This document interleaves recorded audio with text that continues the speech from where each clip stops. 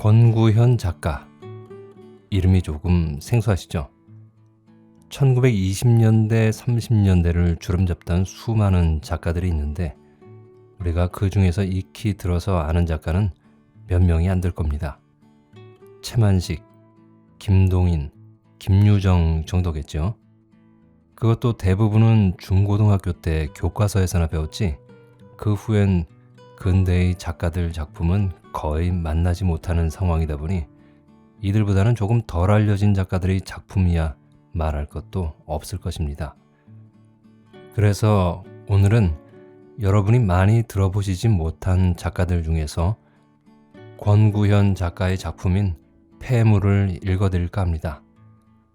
권구현 작가는 1902년 충북 영동에서 출생하고 1926년 11월 조선지광에 시조 6장을 발표하면서 문단에 등단했습니다. 그는 주로 시조나 소품, 단곡 등 짧은 길이의 작품에 힘을 기울였는데 하층 계급의 빈궁을 소재로 사회 체제에 대한 반항의 감정을 담은 경향적인 작품을 많이 창작했습니다. 오늘 읽어드릴 이 작품도 그런 그의 경향이 잘 반영된 사회적인 메시지가 담긴 작품입니다. 재밌게 감상해 주시고요. 우리나라 근대문학도 현대문학만큼 많이 사랑해 주시길 부탁드립니다. 그럼 이제 낭독을 시작하겠습니다.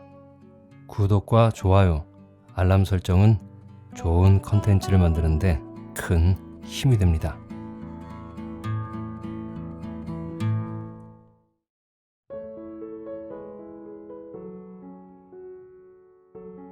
폐물, 권구현. 때는 1924년이 마지막 가는 눈 날리고 바람 부는 섣달 금은밤이었다. 나는 11점이나 거진 다 되었을 무렵에서 겨우 석간 배달을 마치고서 머리에서 발등까지 함부로 덮인 눈을 모자를 벗어 툭툭 털며 종강 모퉁이를 나섰다. 지금 와서는 생각만 하여도 치가 떨릴 만치 몹시도 차가운 밤이었건만 그때의 나는 김이 무럭무럭 날 듯한 더운 땀을 쳐 흘렸던 것이었다. 두렵건대 이것의 직접 체험자가 아닌 독자로서는 이에 대하여 좀 상상하기에 부족한 혐의가 있을는지도 모르겠다. 여느 때 같으면 아무리 석간 배달이 늦는다 할지라도 6점이나 혹 7점이면 끝이 나겠지만 다 아는 바와 같이 내일은 새해의 첫 달이다. 그러므로 신문 페이지 수는 여느 때의 3배나 늘어서 4페이지 1매였던 것이 오늘에 한해서는 12페이지, 장수로는 석장이나 된다. 이것을 신문사 자체로서는 그의 체면상으로 보든지 신문 정책상으로 보든지 또는 전례에 의해서라든지 그렇게 안 할 수도 없다고 하겠지만 판에 박힌 듯한 그 인원을 가지고서 이만한 것을 만들어내자면 노력도 노력이거니와 시간도 안 걸릴 수가 없는 것이라. 그 사이에서 죽는 이는 사원 이하 직공과 배달부들이다. 나는 비교적 배달구역이 좁으니 많지 신문부 수도 140, 50부에 지나지 않다만 오늘 밤만은 이것의 세목, 즉 450여 매다. 그러니 나같이 약한 체질로서야 견디기 힘들지 않는다고도 할 수 없는 것이다. 종로 내거리라고 하지만 섣달 금음날 밤이니 때가 때라 그런지 일기가 너무도 사나운 탓인지 사람의 그림자라고는 별로 없다. 너저분한 점두 장식으로 세모 대연매를 표방하는 각 상점에는 젊은 점원들만이 쥐구를 수직하는 고양이처럼 움츠리고 조는 듯이 앉았을 뿐이다. 함부로 널려있는 흐릿한 전등불 아래에 열십자로 툭 터진 큼직한 거리는 빌대로 비어있다. 으르르대는 눈보라만이 그 위를 한판 출 뿐이다. 보기만 해도 역정이 날만치 둔하게 끌려다니는 전차며 제법 난체하고 두 눈을 부르대며 내달리는 자동차라든지 어느 요리점으로 가는지 오는지 싶은 꾀죄죄한 인력거 같은 것은 이따금 오고 가나 엄청나게 울부정 내려치는 이 눈보라 앞에서는 도리어 있느냐 없느냐가 문제들이 많지 너무나 적고도 가엾이 보였다. 배꼽 같은 눈송이가 뺨에 턱턱 붙을 때면 미상불, 맵차운 괴로움도 없는 것이 아니로되 응응, 싱싱, 쌀쌀하며 천지를 뒤엎어 엎는 듯한 이 웅장한 현상을 볼 때에는 두 팔을 벌리고 가리고 합치며 뛰놀고도 싶었다. 만일에 이 자연현상 이외의 다른 사실이 내 눈앞에 이처럼 이 형세로 나타나게 된다면 그때의 이 심장은 어떠할는지. 입으로 말하기 어려운 무한한 신비적 감흥을 이렇게 느끼면서도 이대로 길게 서 있을 수는 없었다.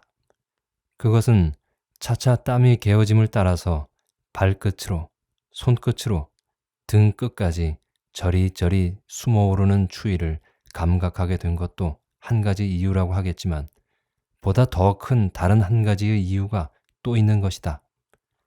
그것은 앞으로 차차 설명이 되려니와 우선 간단히 말하자면 포켓에 든 5원짜리 지폐 한 장이 나를 그대로 길게 못 서 있게 하는 것이었다. 나는 포켓에다 손을 넣어 돈을 다시 만져보며 종각 뒷길로 몸을 들어 세웠다. 그것은 우선 춥기는 고사하고 뱃속이 출출한 김이라 다찌 놈이나 좀 하자는 조건이었다나. 나는 본디 술을 좋아하였다. 좋아한다는 이보다도 많이 마셨다. 사정이 허락하는 범위 안에서는 얼마든지 사양치 않고 마시는 술이라면 더 말할 것이 있으랴. 그러나 월급이라 할는지 품삯이라 할는지 한 달에 쭉 해야 겨우 30원 남짓이 받는 돈을 가지고 그나마 혼자 같으면 모르지만은 세 식구, 어머니와 누이 동생을 합하여 세 식구가 목숨을 이어가는 내 처지로는 이만하면 무던하다 싶으리만치 술량을 한꺼번에 채워보기는 고사하고 단 몇 잔씩이라도 이때 놓고 먹을 수도 없는 것이다. 운수가 좋아 한 달에 두서너 번, 그것도 책력을 보아가며 먹게 된다. 이 5원으로 말해도 그렇다. 내게 웬 눈먼 돈이 5원은 그만두고 단 50전인들 들어올 리가 있으랴. 그렇다고 제법 신문사에서 연말 수당금이나 얼마 받은 줄로 알아서도 안 된다. 내가 C신문사의 배달부가 된 지 벌써 햇수로는 3년째라도 아직까지 연말 수당이라는 것은 받아본 적이 없다. 수당은 고사하고 월급도 제때에 잘 내지 못하는 신문사라면 그만 아니냐. 이 5원도 2달 전부터 월급 속에서 밀려오던 것을 그야말로 연말의 덕택으로 이달 월급과 한꺼번에 수당 대신으로 찾은 것이다. 이 돈을 마저 보탠데도 가용에 부족이 날 것은 물론이겠지만은 이것 한 장 있어도 못 살기는 마찬가지니 짐 한 장 부수는 셈 되리라 생각하고 우물쭈물하여 어머니를 속이고서 따로 제쳐놓은 것이다. 당초의 계획은 올해도 마지막 가고 하니까 남들은 요리집에 가고 기생집에 가는 대신으로 막걸리나 한 잔 톡톡히 하고 신맛지나 오래간만이니 한번 가보자는 것이었다. 그러나 돈을 주먹에 쥔 지가 사흘째나 되도록 쓰기가 아깝다는 이보다도 쓸 용기가 없어서 지금까지 그대로 가지고 있었다. 17에 나는 내 누이 동생은 몇 해를 두고 전매국에 다닌 보수로 지금 폐병에 걸려서 누운 대로 약 한 첩도 변변히 못 먹고 꼬치꼬치 말라 있다. 60이 넘은 어머니는 남의 바느질 품팔기에 안질과 요통이 나서 신음 중이다. 그 외에도 이로 머리꼴 끓기는 궁한 잔소리를 다해서 무엇하랴. 어쨌든 이런 생각에 치눌려서 차마 손에 내들지를 못하였다. 나도 못나기 짝이 없는 인간이거니와 생각해보면 원통하고도 분한 마음이 가슴에서 용솟음한다. 다른 것은 그만두고 신문사 속만 보더라도 같은 신문사의 정문을 드나들면서도 사원들은 이름도 모를 값진 양복을 쑥쑥 빼뜨리고 망년회니 무슨 회니 하며들 줄창 요릿집으로만 인력거를 잡숫고 다니시는 모양이나 배우지 못한 탓으로 다리품만 팔아먹고 사는 나 같은 놈의 신세는 1년 12달 내에 가다 벼르고 별러서 신정 오입 한번 하자는 것도 돈을 쥐고서도 차마 엄두를 못 내니 기막힌 노릇이 아니랴. 그래도 전애들은 툭하면 이놈의 세상을 하고 자기네의 생활 불안을 부르짖는다. 자기네의 발밑에 또 나 같은 인간이 꾸물꾸물 살아있는 줄을 모르는 모양이 아니냐. 근로는 사회 문제니 노동 문제나 무엇이니 하고 뒤떠들어도 그네들은 손발이 뽀얀 고급 생활을 하고 있는 처지들이다. 어쨌든 그네들도 넉넉지 못한 월급 생활은 한다고 하지만 다음 날은 삼수갑산을 갈망정 당장에 있어서는 먹고 싶은 것은 먹고 입고 싶은 것은 입고 지낸다.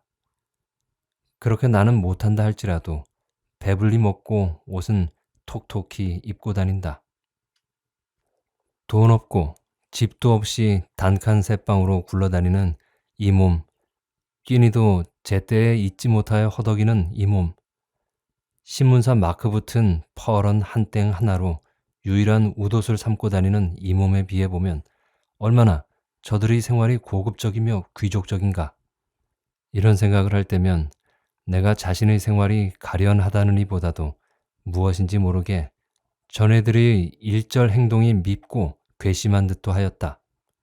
주먹을 부르쥐고 이 땅이라도 한번 힘껏 구르며 땅이 꺼지든가 주먹이 부서지든가 때려보고 싶었다. 나는 막걸리를 거듭 너댓사발 마시고 나서 벌건 화로에서 지글지글 익는 갈비를 들고 우둑우둑 쥐어뜯었다. 무엇보다도 살점을 물고 잡아 흩으면 쭉쭉 찢기는 것이 더욱 상쾌하였다. 그리고 입에 넣고 질겅질겅 씹는 것도 바로 그 무엇을 설치나 하는 것처럼 고소한 생각이 나며 짐짓 이가 빠득빠득 갈리도록 씹고 씹었다. 막걸리만으로는 배가 너무 부를 듯하여서 이번에는 약주로 옮겼다. 나는 다른 안주를 섞어서 새로운 몇 잔이나 마셨는지 온몸이 확 풀리며 관자놀이가 욱신욱신할 때야 젓가락을 놓고 회계를 따졌다. 5원 지폐를 내어주고 4원 25전을 받았으니까 잔수로는 아마 15잔이나 마신 모양이다. 술이란 얄궂은 물건이다. 그놈이 몇 잔 들어가니까 고슴도치처럼 오그라들던 마음이 술렁술렁 풀리며 봄 물질같이 유창해진다. 아니 이것이 혹 나의 본성일는지도 모를 것이다.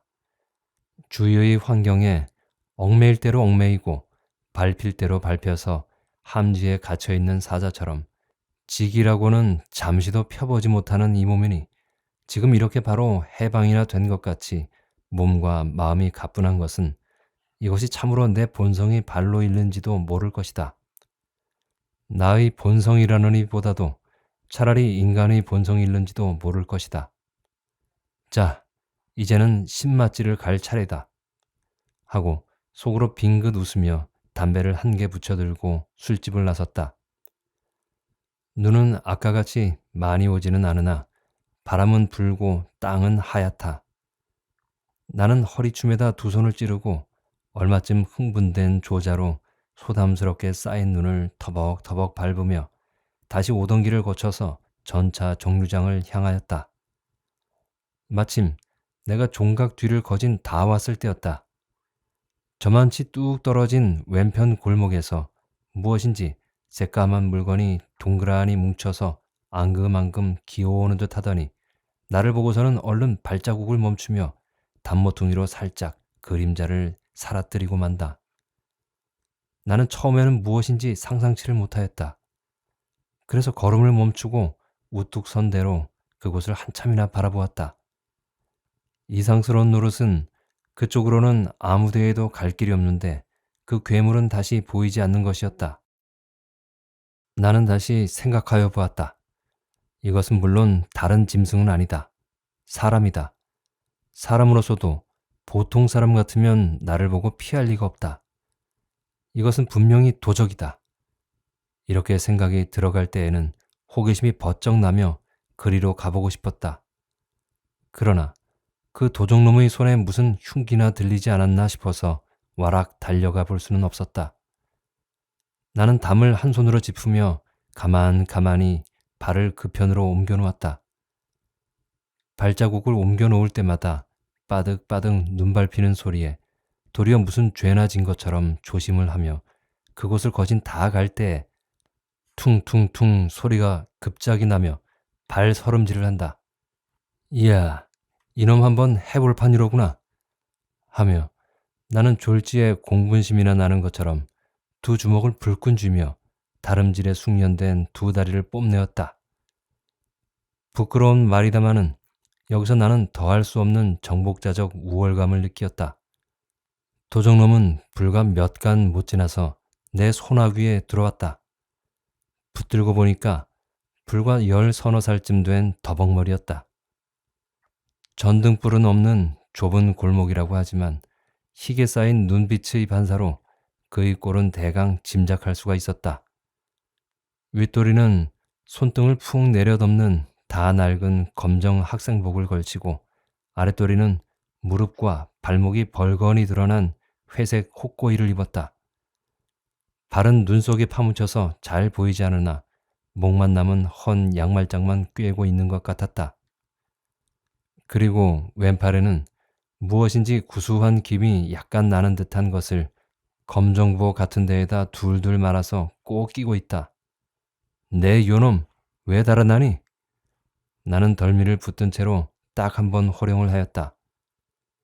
누가 달아난단 말이오?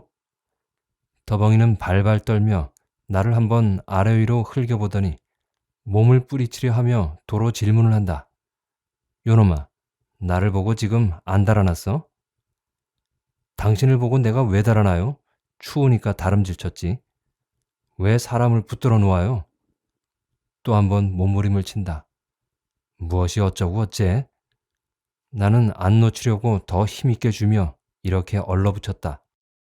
그러나 내 얼굴에는 참을 수 없는 웃음이 잠깐 떠올랐다. 무엇을 어째요? 내 요놈, 무엇을 도적질했니? 내가 도적질하는 것을 보았소? 안 보면 몰라? 얘 요놈 봐라. 너 그 가진 것이 무엇이니? 무엇이든지 상관이 뭐예요? 요놈아, 바로 말해. 생경칠라.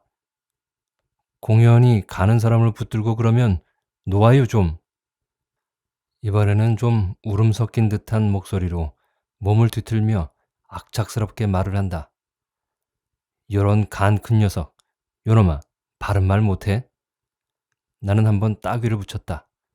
그러나 차마 힘껏 때릴 수는 없었다. 아이쿠, 왜 때려유? 더벙이는 내 손이 제 뺨에 철썩 붙자 몸을 움찔하며 선뜻 그곳을 만지고는 썩 돌아가서 나를 바로 쥐어지를 듯이 까만 주먹을 푹 내밀어 부르짖는다. 이 목소리는 분명히 목을 잘리는 듯한 반역의 소리였다. 나는 의외로 놀라며 요 녀석 대담하구나 하였다. 나는 건성으로라도 한 번 때리면 겁을 내서 제 죄목을 자백할 줄을 알았던 것이었는데 그러나 뜻밖의 나의 수단은 실패로 돌아가고 말았다.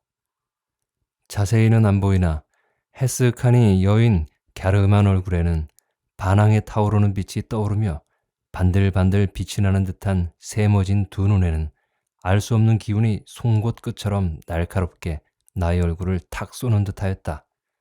나는 그 기운에 눌린 듯이 얼른 머리를 숙여서 발발 떨며 지금까지 반쯤 내민 그대로 움켜쥐고 있는 그 주먹을 내려다보았다. 그러고는 다시 시선을 겨드랑이에 꼭 끼고 있는 보퉁이로 옮겼다. 고까지 것을 바로 말 안 하면 지금 경찰서로 끌고 갈 텐데 그 보퉁이에는 도시 무엇을 훔쳐넣니? 바로 말해. 실상 나는 더 파묻기에는 스스로 마음이 괴로웠다마는 그렇다고 이제 와서 그대로 돌려보내는 것도 어째 좀 구구한 노릇인 것 같아서 다시 한번 이렇게 위협을 하며 그 보퉁이를 좀 빼앗아 보려 하였다.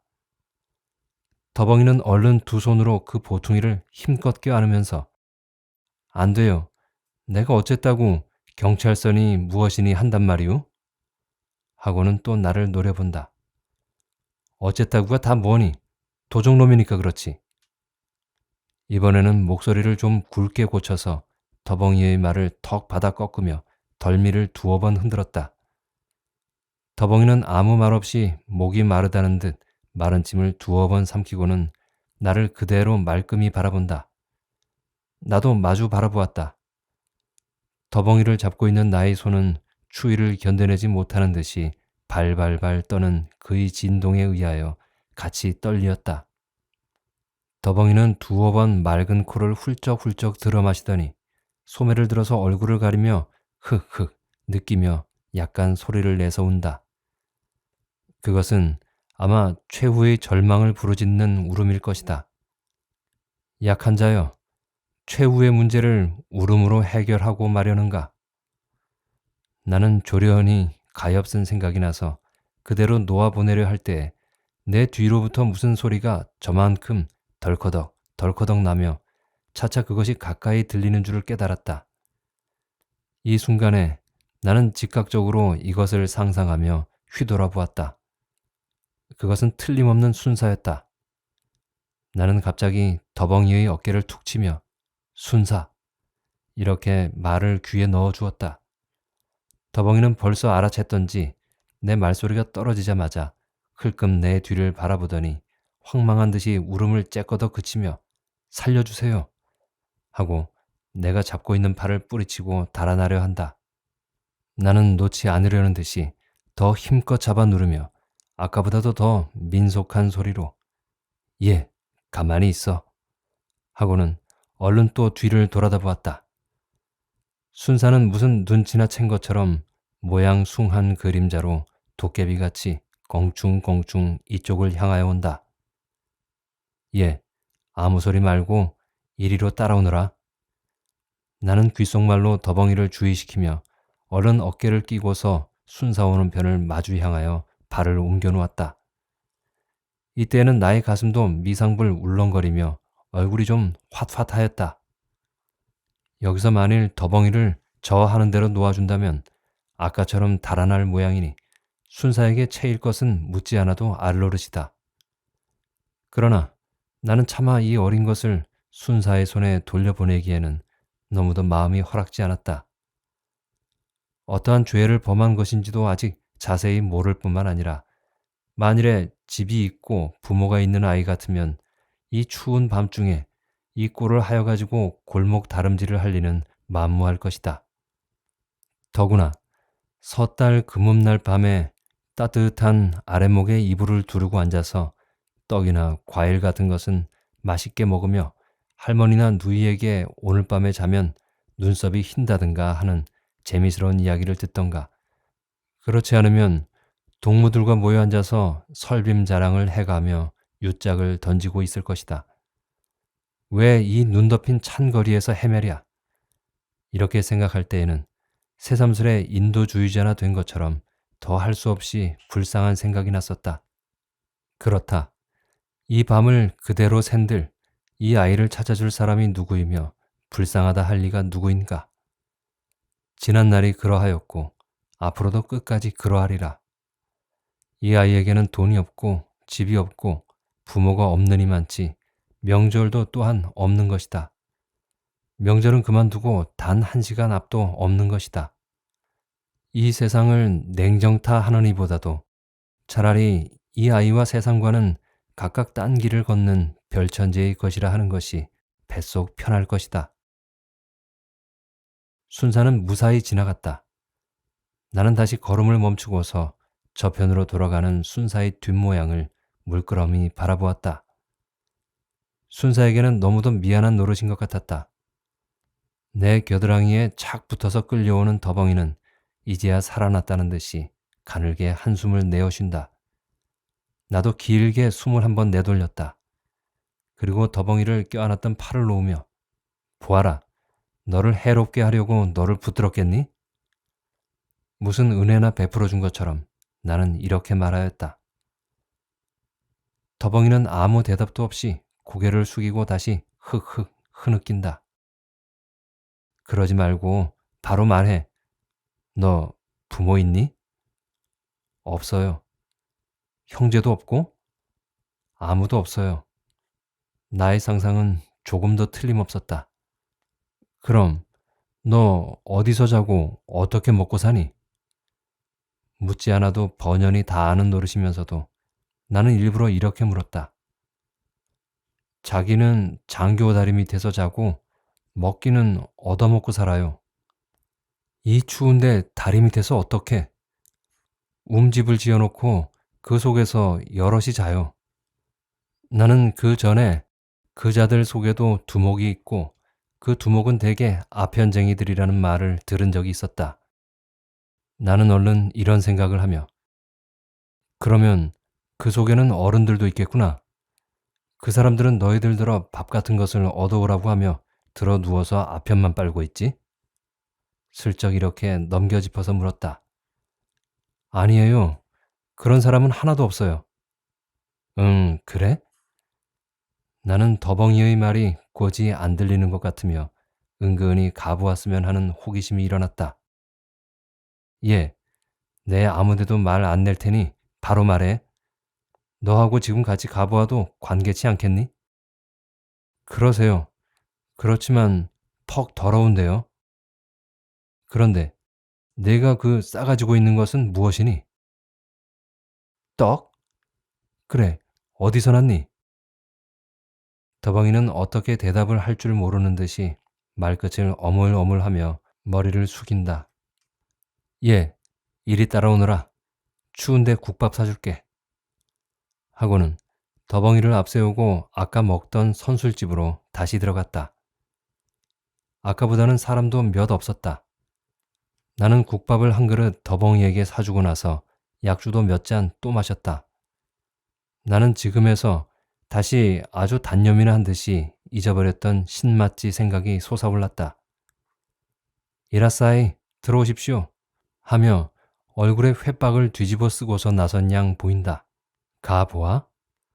이렇게 생각을 할 쯤에 밤송이처럼 움츠리고 앉아서 개걸이나 들린 것처럼 국밥을 훌부석 퍼넣는 더벙이가 흘끗 보이며 장교다리 밑의 광경이 떠오른다. 돼지우리처럼 어리해 놓은 움막 속에는 주림과 추위의 우는 소리가 들리는 듯하다. 그러고는 또 그 흔한 전등불 하나도 못 달고 가물가물하는 석유등잔 밑에서 단거리 이불을 머리까지 뒤집어 쓰고 엎드려서 신음하는 누이 동생과 어머니의 여인 얼굴이 눈앞에 얼른 지나간다. 시계는 벌써 12점을 지나갔다. 에라, 그만두어라. 내게 신맛진들 당하냐? 이왕 호라비로 사는 몸이니 당초부터 단념해둘 노릇이지. 다만 한 푼이라도 집에 가져가서 약이라도 사 쓰는 것이 옳은 도리다. 나는 이렇게 생각을 하고는 더벙이를 데리고 술집을 나섰다. 둘이는 장교 밑에를 이르렀다. 과연 거기에는 전에 보지 못하던 쓰레기통 쇠임직한 움막이 개천 성축을 의지하여 있다. 지붕과 소위 벽은 무엇으로 얽어 놓았는지 잘 보이지 않으나 불규모하게 함부로 누덕누덕 덮인 모양은 차라리 돼지 우리만도 못한 것 같았다. 더벙이가 먼저 거정문을 열고 들어서며 다 자우? 하고는 석양불을 다 긋는다. 봉돌이니? 노장 중의 소리 같은 굵직한 소리가 여물지 못한 대로 그 속에서 들려나온다. 옳다. 이놈이 아마 거지의 두목인가 보다. 나는 이렇게 지릅을 대며 동정만 보고 있었다. 그리고 더벙이의 이름이 봉돌이인 것도 이제야 알았다. 난 부끄러운 말이다만 내가 여기까지 일부러 따라온 것은 배달부의 주제면서도 신문사에 드나든다는 자세로 그리하였던 것인 것을 고백하여 둔다. 바로 무슨 기사거리나 구하는 듯이. 나는 더벙이의 안내로 허리를 굽히고 움막 속에 발을 들여놓았다. 손가락 길이만한 양초 토막에다 불을 켜놓고서 사자 대가리처럼 머리가 헙수룩한 사내가 일어 앉은 채로 허리를 굽히며 이런 누추한 데를 어떻게 오십니까? 이 애에게 지금 말씀은 들었습니다마는 참으로 그런 고마울 데가 없습니다. 황송하다는 듯이 말한다. 그 사내 곁에는 둘인지 셋인지 모르겠으나 좁쌀 부대 같은 것을 머리까지 뒤집어 쓰고 누운 몸뚱아리가 굵직굵직하니 보인다. 그 속에서는 이따금 신음하는 숨소리가 들린다. 그리고 바람이 확 칠 때에는 찬 김과 함께 무슨 악취가 코를 스쳐간다. 나는 앉을 생각도 안 하고 두 손을 무릎에다 버티고 구부린 채로 그 사내에게 무슨 말을 물어보려 할 때에 그 사내는 물끄러미 나를 바라보더니 아니, 당신이 이춘식 씨 아니시오? 이렇게 내 이름을 부르며 좀 놀라운 듯이 머리에다 손을 얹고는 주름 잡힌 미소를 띄운다. 나는 의외로 놀랐다. 그의 얼굴을 다시 들여다볼 때에는 어디선가 본 듯한 기억이 있는 듯하나 누구인 줄은 조련히 알 수가 없었다. 나를 모르시오? 참 부끄러운 말입니다만 왜 저 그 전에 시일보사 지을 때에 목수일 하는 박천식이를 네, 알겠습니다. 그런데 이게 웬일이세요? 나는 손으로 무릎을 한번 치며 깨달았다는 듯이 말했다.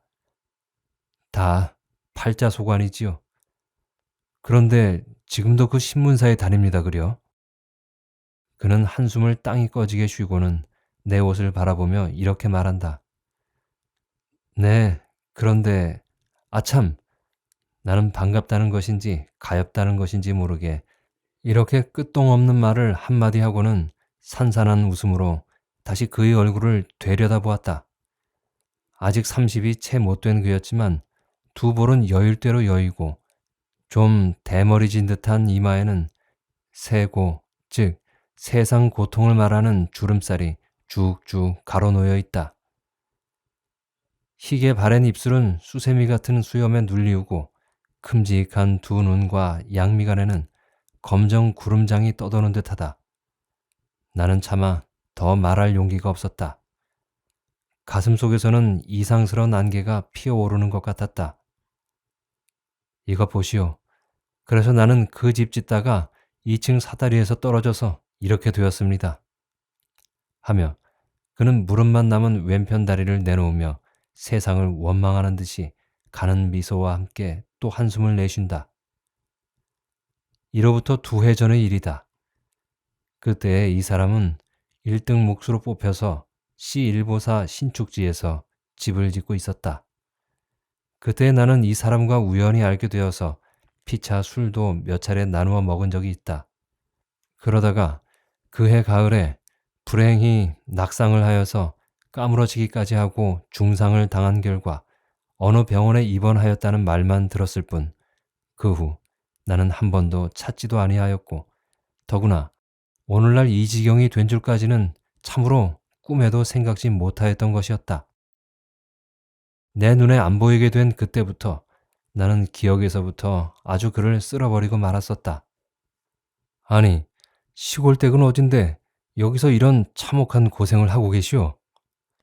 그는 얼빠진 사람처럼 나를 물끄러미 바라보고 있다가 다시 입을 열었다. 시골이 어디 있습니까? 내외라고 명색해가지고 새빵살이로 돌아다니다가 내가 이 지경이 되니까 계집이라는 것은 달아나 버리고 그러니 병신 몸이 벌지 못하고 죽기 전에야 이 노릇밖에 할 것이 무엇이 있습니까? 일가 친척이야 시골에 있다고 하지만 내 것 없는 이 몸이 이 지경이 되어가지고 찾아간들 하루 이틀 말이지 누가 반기겠습니까? 어느 누가 빌어먹기를 좋아하리까만 내 것 없고 벌지 못하니 목구멍이 포도청이라 어찌합니까? 후, 아직도 다 안 들어왔습니다만 애 어른 할 것 없이 6, 7인이 이 움막 속에서 사나 모두 나와 비슷비슷한 팔자를 타고난 병신들 뿐입니다. 그의 목소리는 무한히 침착한 듯 하면서도 말끝만은 연해 떨리는 듯 하였다. 그러면 더벙이는 어디가 병신인가? 하는 생각도 없지 않았으나 나는 더 물어볼 필요가 없다는 듯이 얼른 생각을 돌렸다. 대체 이놈의 세상이란 몇만 층이나 되느냐? 나보다 더 기구한 운명의 소지자는 없으리라고 생각을 하였더니 내 밑에도 또 있고 또 있으니 아니다. 나도 미구에 이네들과 손목을 같이 끌고 다니게 될 것이다. 없는 사람은 나뿐만 아니라 누구나 다 같이. 아, 세상이란 참으로 알다가도 모를 것이다.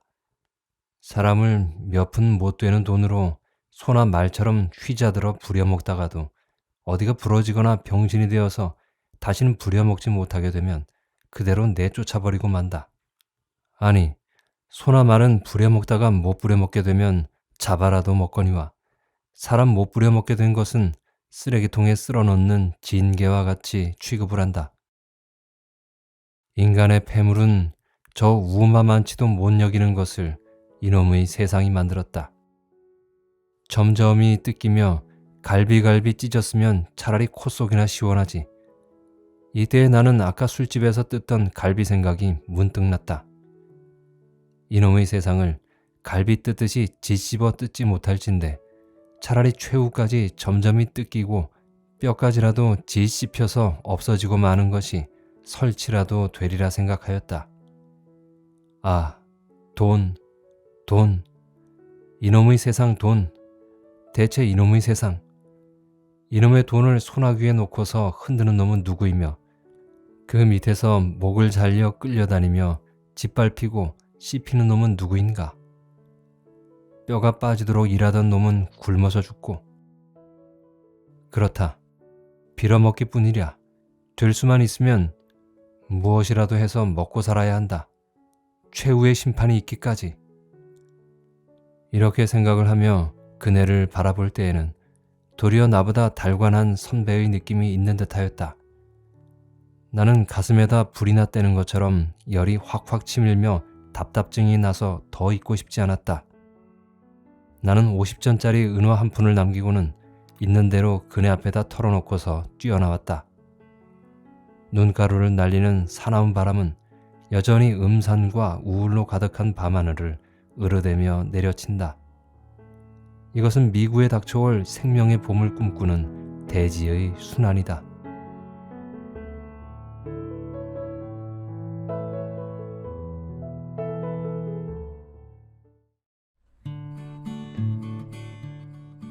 이 작품의 제목을 다시 생각해봤습니다. 폐물. 말 그대로 사용 못해서 폐기해야 하는 물건을 뜻하는데 이것을 사람에게 적용하고 있습니다. 말이나 소가 폐물이 되면 잡아먹기라도 하지만 사람은 폐물이 되면 그냥 쓰레기처럼 버려져서 사회의 아무도 관심 갖지 않는 존재가 된다는 것을 비유적으로 표현한 말입니다. 주인공은 신문 배달 일을 하면서 자신이 세상에서 제일 가난하고 힘들게 산다고 생각을 하면서 사회를 원망했었는데 실상은 알고 보니 자신보다 더 가난하고 찌들어 사는 사람들이 있다는 것을 깨닫게 됩니다. 오히려 자신은 조금은 나은 삶이라는 것에 아주 살짝 안도를 합니다만 언젠간 자신도 움막 속의 사람들처럼 될지도 모른다는 불안감은 떨칠 수가 없습니다. 작가는 불공평한 사회에 대한 불만을 신문 배달원인 주인공의 입을 빌어서 말하는데요. 사회엔 도대체 몇 개의 층이 있느냐? 내가 제일 아래층에 있는 줄 알았는데 내 아래에도 그 아래에도 있구나 하는 작가의 인식은 이 사회가 알게 모르게 계층 사회이고 계급 사회이며 우리는 그 속에서 어쩔 수 없이 살아가야 하는 존재들임을 밝히는 것입니다. 그런 암울한 상황임에도 불구하고 마지막에 가서는 지금의 이 추위와 눈보라가 나중에 도래하게 될 생명의 봄을 꿈꾸는 대지의 순환이라고 하면서 언젠가는 찾아올 봄과 같은 평등한 사회에 대한 희망을 가지면서 이 소설은 끝을 맺습니다. 그렇습니다. 세상은 고대로부터 지금까지 권력자와 비권력자, 가진 자와 못 가진 자라는 두 개의 그룹으로 구분되어 이 둘은 끊임없이 투쟁하며 살아왔죠.